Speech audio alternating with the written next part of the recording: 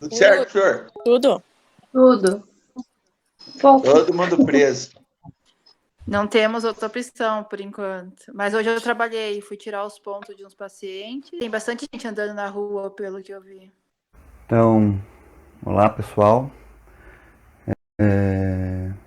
Estou gravando agora uma nova versão da nossa aula que a gente teve quinta-feira passada, dia 26. A gente fez uma chamada de vídeo, né? E tivemos várias dificuldades, tivemos, né, alguns alunos que não conseguiram participar por conta de falta de internet, por falta de condições. E inclusive a maioria, né, foi e participou de uma chamada, de um momento desse pela primeira vez. Quem diz aí, né? Vamos escutar nosso colega. Teste, voz. Oi, Thiago, estamos te escutando. Alô? Ei, som esperma entrando.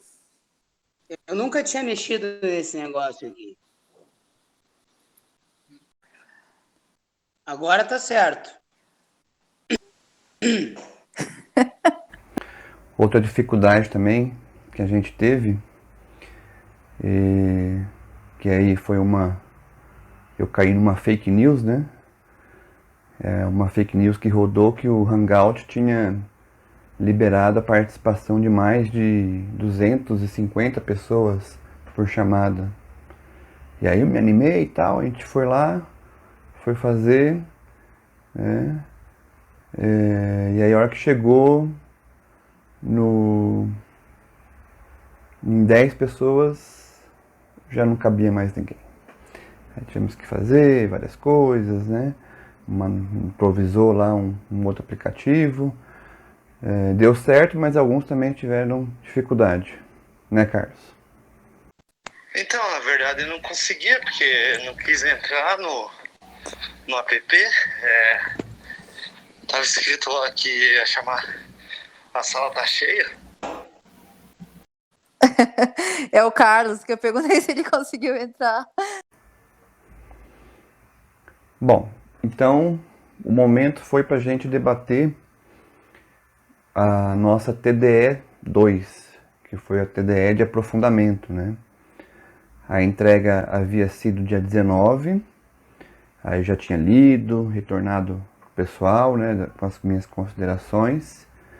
E aí a gente então pensou em fazer esse bate-papo, essa conversa para esclarecer algumas dúvidas e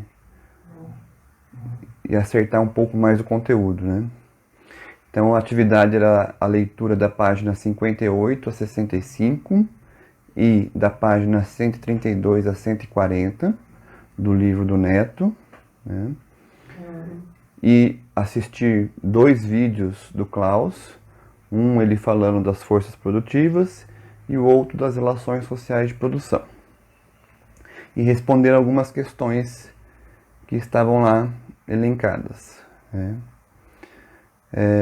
A primeira questão, então, que a gente debateu foi, considerando o texto e os vídeos, e especificamente o vídeo sobre as forças produtivas, explique qual a importância para a compreensão da realidade atual, ou seja, explique a importância das forças produtivas para compreendermos a realidade atual.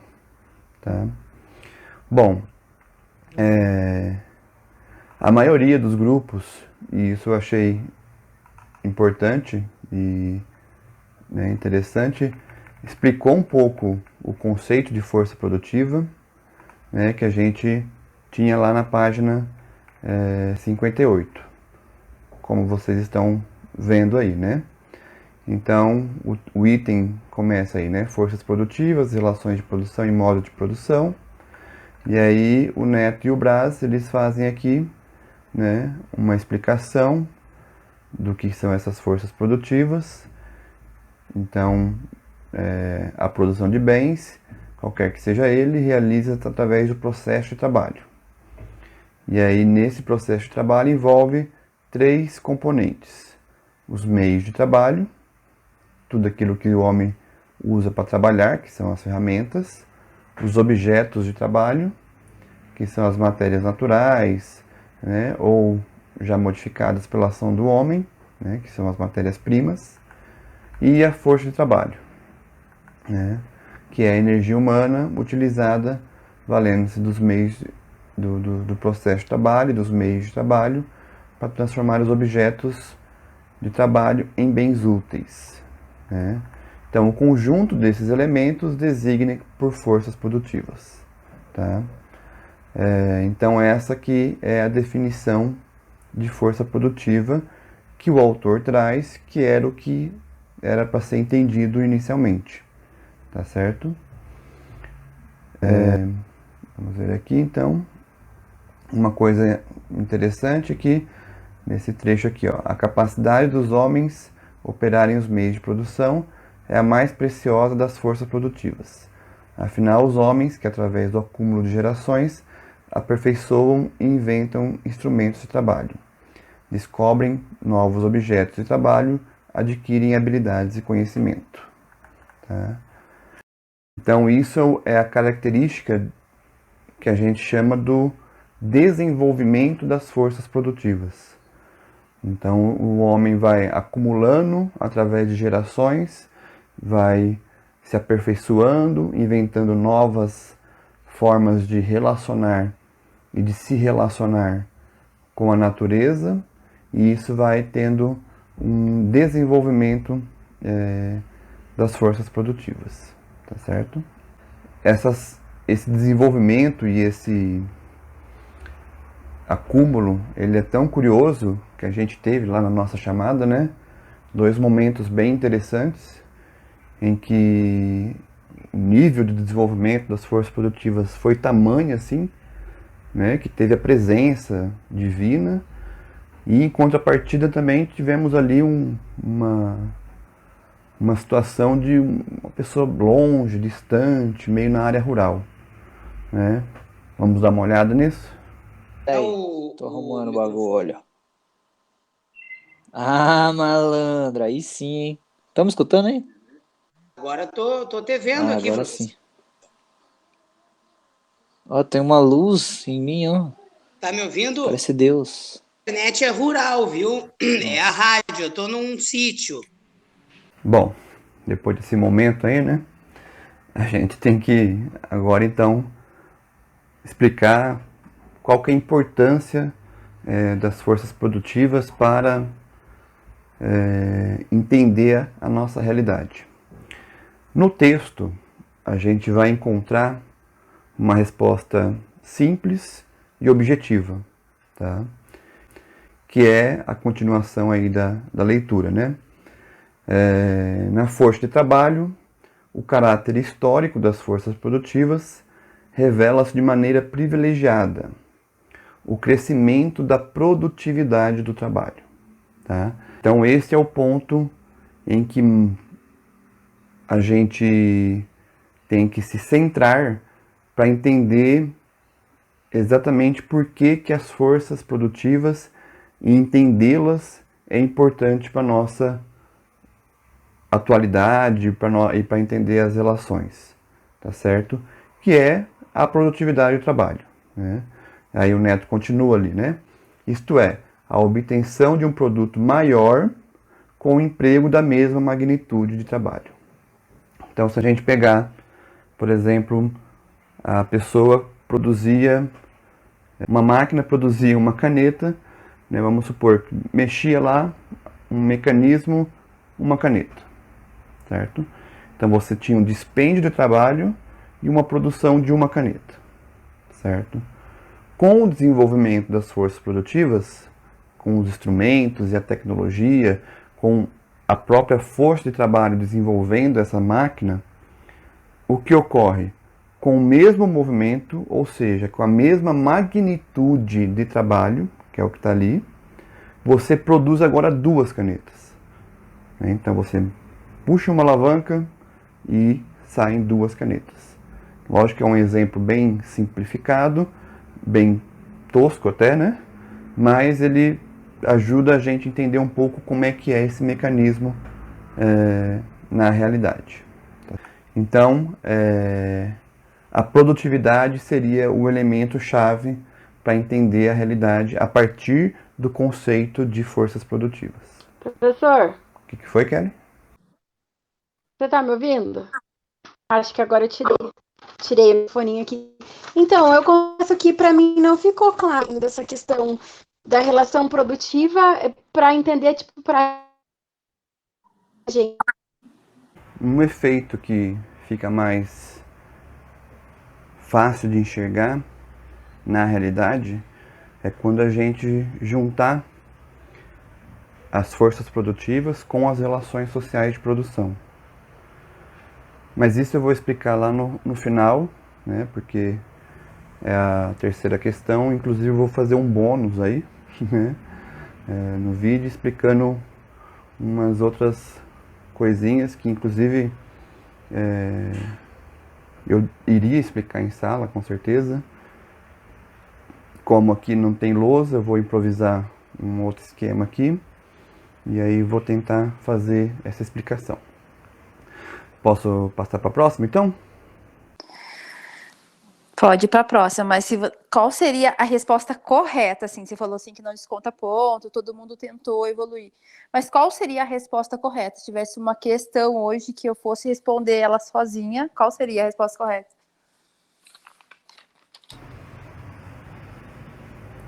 Essencialmente, dentro do contexto do livro, a resposta seria a produtividade, né? Esse seria o ponto-chave aí a se explicar.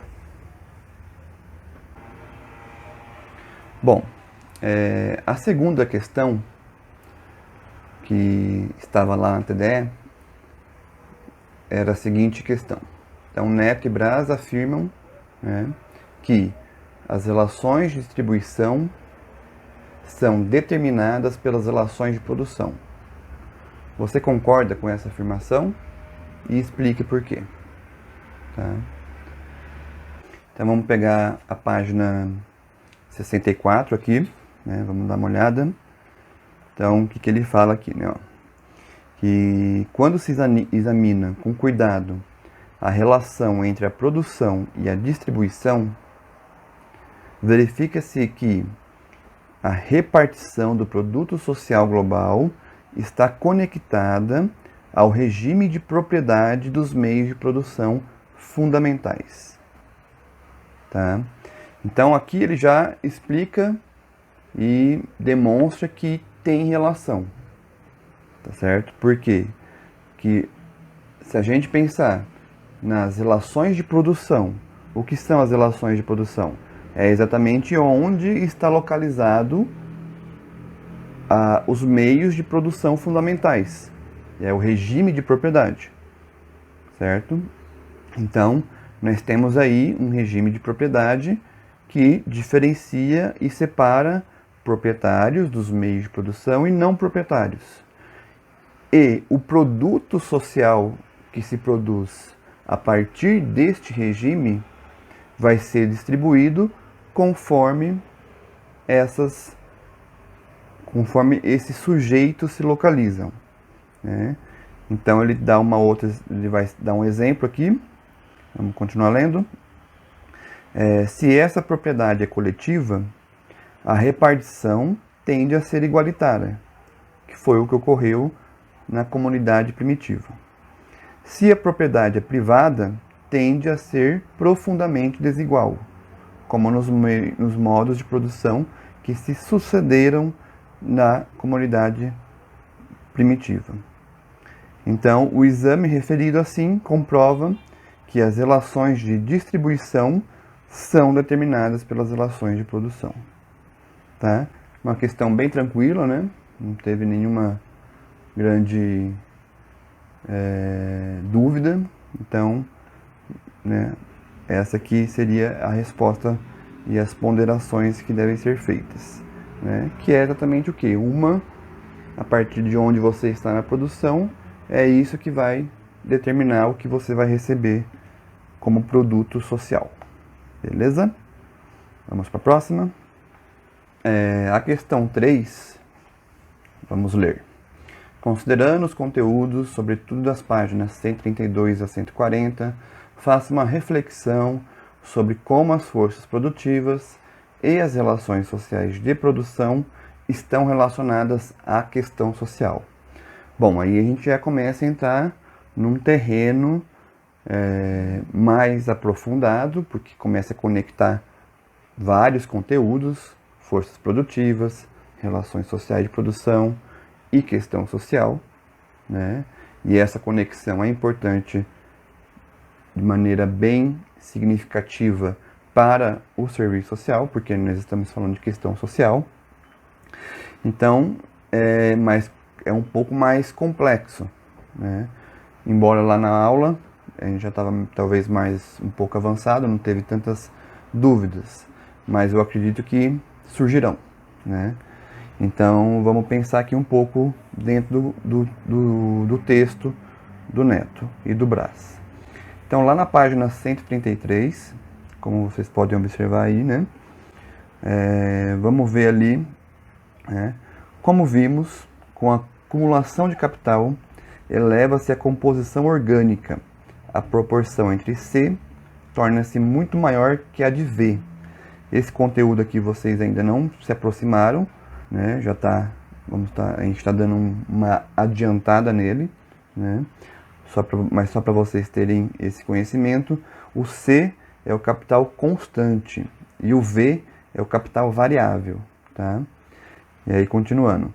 Isso significa que o avanço da acumulação faz com que, no desenvolvimento da produção capitalista, a demanda por máquinas, instrumentos, instalações, matérias e insumos seja maior que a demanda de força de trabalho. Então, voltando lá no conceito de forças produtivas. Forças produtivas o que era? Máquinas, instrumentos, instalações e força de trabalho. Certo?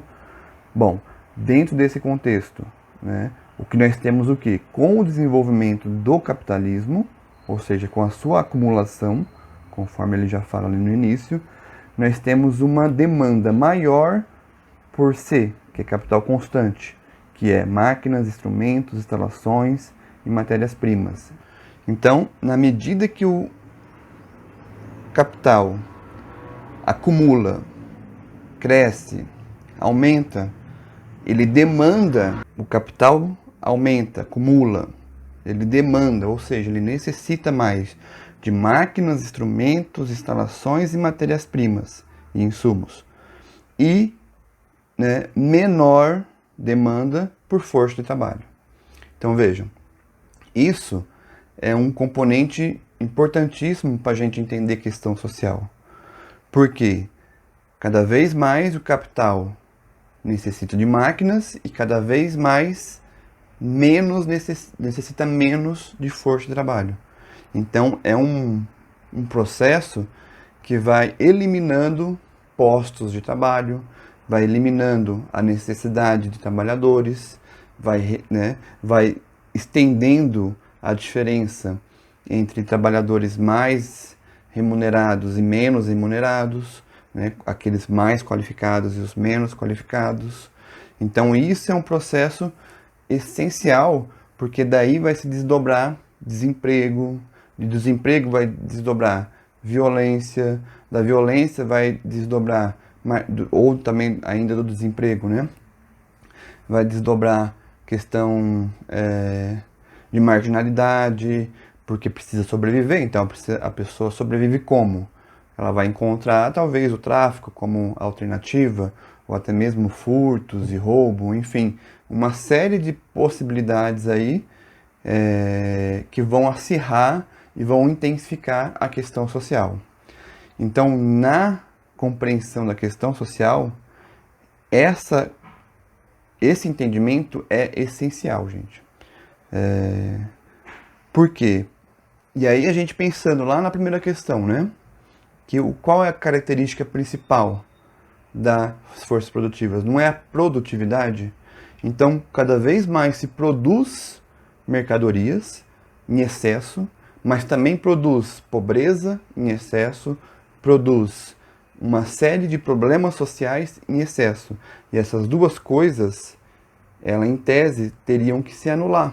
Porque como é que você produz pobreza de um lado e riqueza do outro? A chave para a explicação disso são as relações sociais de produção. Beleza?